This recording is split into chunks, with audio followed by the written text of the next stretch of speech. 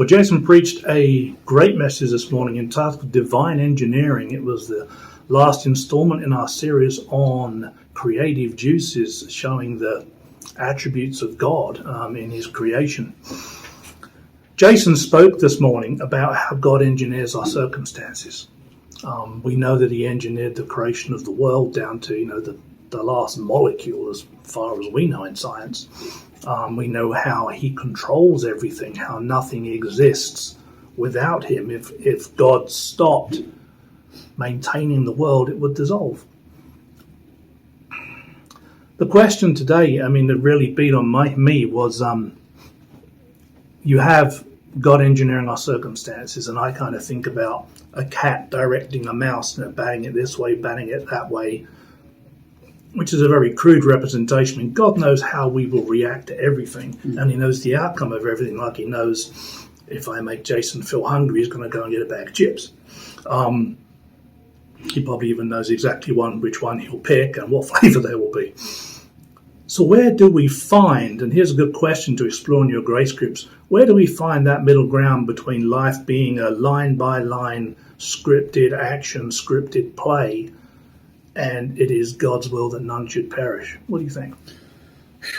Well, I think that's a tough topic. There's many arguments about it, but I think in some way and somehow, some transcendent way, it is exactly that. There's a fine line between God's engineering of our circumstances, which is clear in Scripture, and our decision making and how they interact and where it's clear in Scripture that it's not God who sins, it's us who sins. Although we're responsible for it. Although, where did it come from? It's just one of the questions. So it's a difficult question to answer. I think they've been arguing over it for 2,000 or so years now.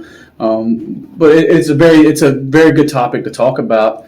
I believe that we have free will, but I don't believe our free will is what we think it is. And I'll just kind of leave it at that. I think God's transcendence kind of erodes our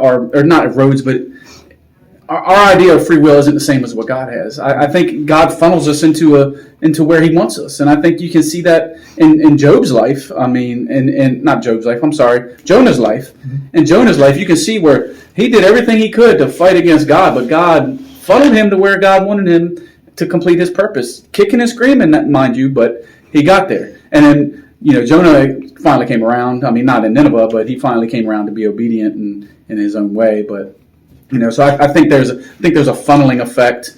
I don't think we got to stop short of fatalism. We got to stop short where we say it doesn't matter what we decide because God has already determined everything. He has in a way, but we're still responsible for our actions. Yeah. We still have to we're still accountable for the things that we do and the things that we don't do, the people we give the gospel to, the people we don't give the gospel to, the times when we're angry, the times when we're joyful. We're responsible for all of those things.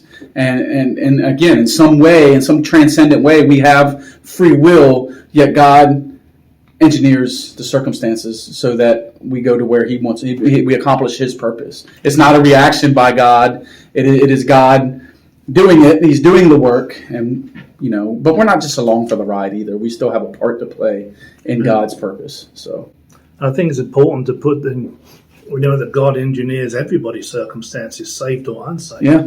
Yet, as believers, we have committed to subjecting ourselves to that process. That's the important thing to think about. So have a talk about free will, have a talk about God's engineering of circumstances and where you've seen that happen in your lives maybe. It happens every day, every minute, but there are times when it really stands out to us. So have a think about that. And have a think about what your responsibilities are as concerns that. And enjoy your fellowship in your grace groups.